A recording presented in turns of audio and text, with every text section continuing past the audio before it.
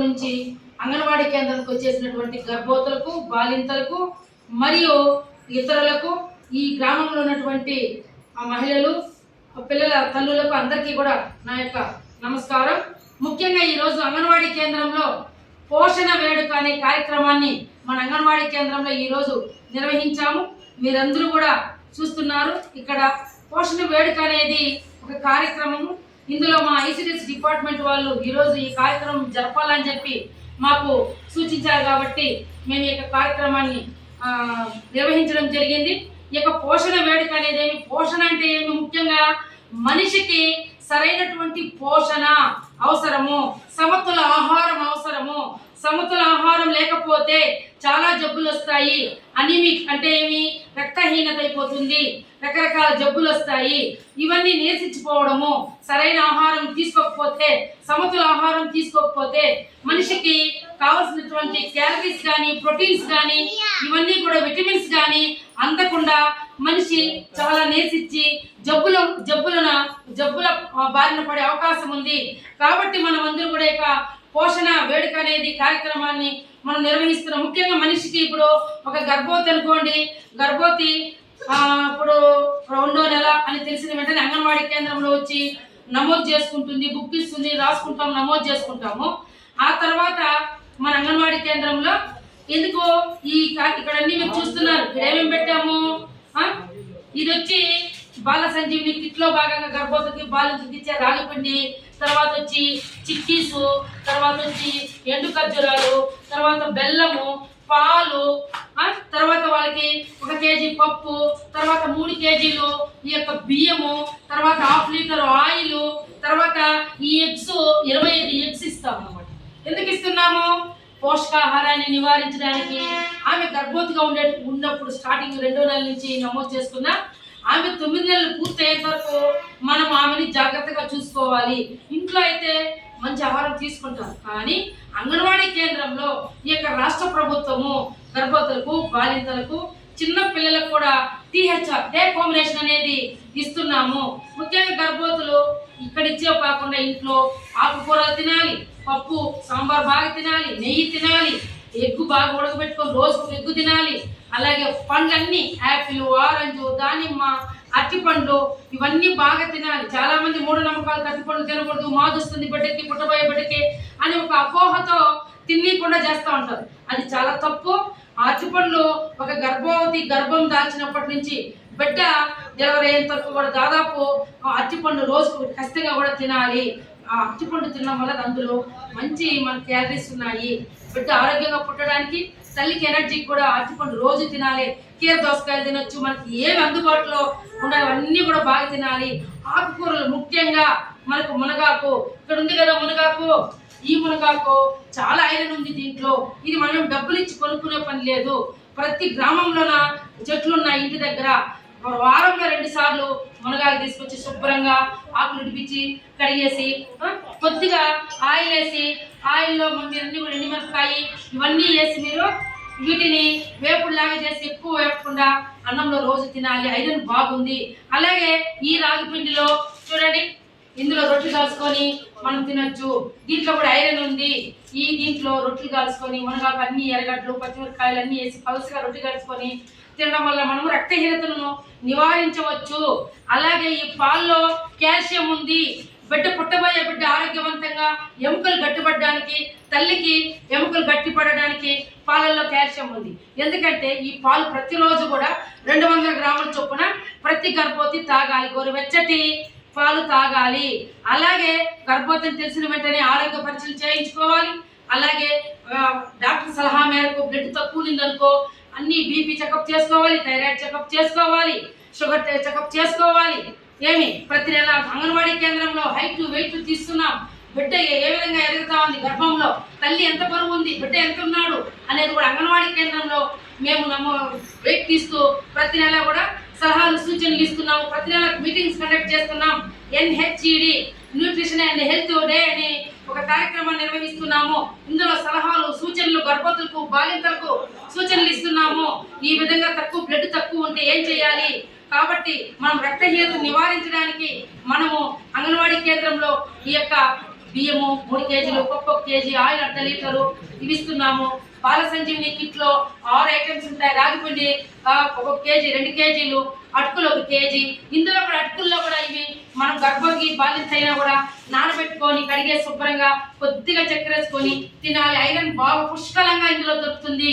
మీకు అట్లా ఉత్తి నీళ్ళు తినేది కాకపోతే వేడి పాలల్లో, గొరెచ్చటి పాలల్లో ఓసారి కడిగేసి దాంట్లో నానబెట్టుకొని కూడా మీరు తినాలి.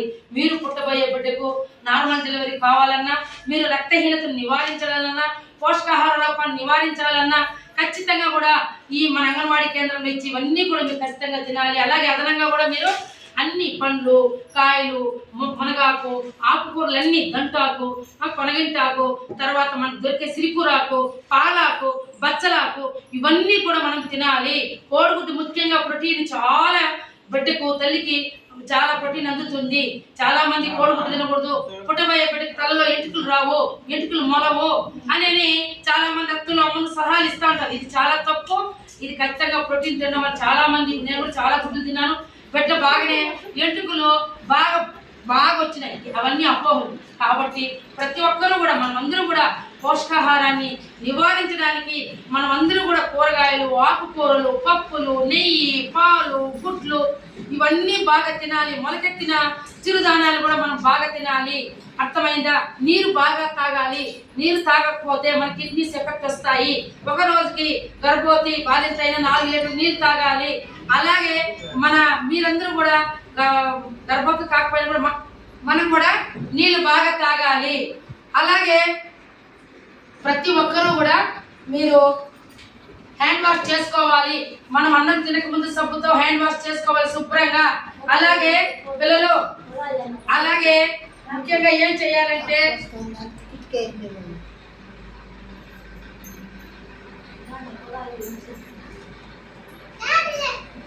పిల్లలు హ్యాండ్ వాష్ చేసుకోవాలి. అన్నం తినక ముందు కానీ తిన్న తర్వాత అందరూ శుభ్రంగా ఉండాలి. రోజు స్నానం చేయాలి. ప్రతి ఒక్కరు వంట చేసేటప్పుడు చేతులు హ్యాండ్ వాష్ చేసుకొని మనము వంట చేయాలి. శుభ్రంగా పెట్టుకోవాలి. మనం తినే ప్లేట్లు కానీ, మూతలు కానీ బిందిగిల మీద వేయాలి. ఎందుకంటే అందులో పళ్ళులు పడచ్చు, రిల్లలు పడచ్చు, చిన్నవి బొద్దింకలు ఇలాంటివి పడినప్పుడు ప్రాబ్లమ్స్ వస్తాయి. కాబట్టి ప్రతి ఒక్కరూ కూడా శుభ్రత, పరిశుభ్రత పాటించాలి. రోజు స్నానం చేయాలి. రోజు ముక్కిన బట్టలు వేసుకోవాలి. ఈ ఎండాకాలం ఎక్కువగా ఉంది. ఎండాకాలంలో నూనె వస్త్రాలు ధరించాలి. ఎండలో ఎక్కువ తిరిగేటప్పుడు గొడుగు లాంటిది పెట్టుకొని వెళ్ళాలి. తలపైన ఏదైనా టవల్ వేసుకొని వెళ్ళాలి. వడదెబ్బ వస్తుంది. వడదెబ్బ వస్తే చాలా ప్రమాదము. కళ్ళు తిరిగి సూపర్ పడిపోతారు. గర్భవతులు మధ్యాహ్నం పూటలో రెస్ట్ తీసుకోవాలి. అలాగే ముఖ్యంగా మనము చాలా జాగ్రత్తలు తీసుకోవాలి. నీరు బాగా తాగాలి. కొబ్బరి నీళ్ళు, నిమ్మరసము ఇలాంటి గంజి మంచి నీళ్ళు కానీ మీరు ఏదైనా మనం గంజి సమానంగా మనం పెట్టాలి. అన్నంలో గంజి వంచేస్తే అందులో ఉన్నటువంటి ప్రోటీన్స్ అన్ని బయట వెళ్ళిపోతాయి. కాబట్టి ఇవన్నీ జాగ్రత్తలు మీరందరూ పడాలి. పోషణ వేడుకలో భాగంగా ప్రతి ఒక్కరూ కూడా పోషకాహారం, సక్రమైనటువంటి పోషకాహారం తీసుకోకపోతే అనీమియా, రకరకాల జబ్బులు వస్తున్నాయి. గర్భవతులు, బాలికలు కూడా పోషకాహారం బాగా తీసుకోవాలి. ఇవన్నీ తీసుకోవడం వల్ల గర్భవతి అయితే డెలివరీ నార్మల్ అవుతుంది. ఆ పుట్టబోయే బిడ్డ ఆరోగ్యవంతంగా పుడతాడు. చాలా మంది పోషకాహార లోపంతో శిశు మరణాలు ఎక్కువైతున్నాయి, మాతృ మరణాలు ఎక్కువైతున్నాయి. ఎందుకైతున్నాయంటే ఆ గర్భవతికి సరైన ఆహారం అందకుండా వాళ్ళకు డెలివరీ అప్పుడు పోషకాహారం లోపంతో చనిపోతున్నారు. బిడ్డ కూడా 1 కేజీ, 1.5 కేజీ అట్లా పుడుతున్నారు బిడ్డలు పోషకాహార లోపంతో. కాబట్టి ఇవన్నీ నివారించడానికి ఈ యొక్క అవేర్నెస్ ప్రోగ్రామ్ ని మనం కండక్ట్ చేసాము మొబ్బాలపేట అంగన్వాడీ కేంద్రంలో. మీరందరూ కూడా ఈ రోజు మన అంగన్వాడీ స్కూల్లో ఉండేవి ఇవన్నీ కూడా మనం ఇస్తున్నటువంటి ఈ యొక్క బాలామృతం చూడండి. ఈ 2.5 కేజీ మనకు DHR పిల్లలకు 6 నెలలు పూర్తయినటువంటి 3 సంవత్సరాల్లో పిల్లలందరికీ కూడా యొక్క బాలామృతం ఇస్తున్నాం. ఇది మన తెలంగాణ, మన ఆంధ్రప్రదేశ్లో తయారు కాదు. ఇది తెలంగాణ నుంచి 400 రూపాయల ప్యాకెట్ మన ప్రభుత్వం, రాష్ట్ర ప్రభుత్వము అక్కడి నుంచి కొనుక్కొని మీకు సప్లై చేస్తాము. ఇందులో చాలా తినడానికి రెడీగా సిద్ధంగా ఉన్నటువంటి ఇందులో గోధుమలు, తర్వాత వచ్చి వేడి చేసినటువంటి శనగపప్పు, చక్కెర, నెయ్యి అన్నీ వేసి మిక్స్ చేసినటువంటిది. దీన్ని చాలా మంది బిడ్డలకు తినిపించకుండా పక్కకు పెట్టేస్తున్నారు. ఇది చాలా తప్పు. ఖచ్చితంగా కూడా మీరందరూ రోజుకి 100 గ్రాములు 6 నెలలు పూర్తయినటువంటి బిడ్డకు వేడి నీళ్ళలో కానీ, వేడి పాలల్లో కానీ రోజుకు 100 గ్రాముల చొప్పున బాగా జావలాగా కలిపి బిడ్డకు తినిపించాలి. 1-2 రోజులు మోషన్స్ అయినా కూడా ఏమీ కాదు. దీనివల్ల ఎఫెక్ట్ అయితే ఏమీ లేదు.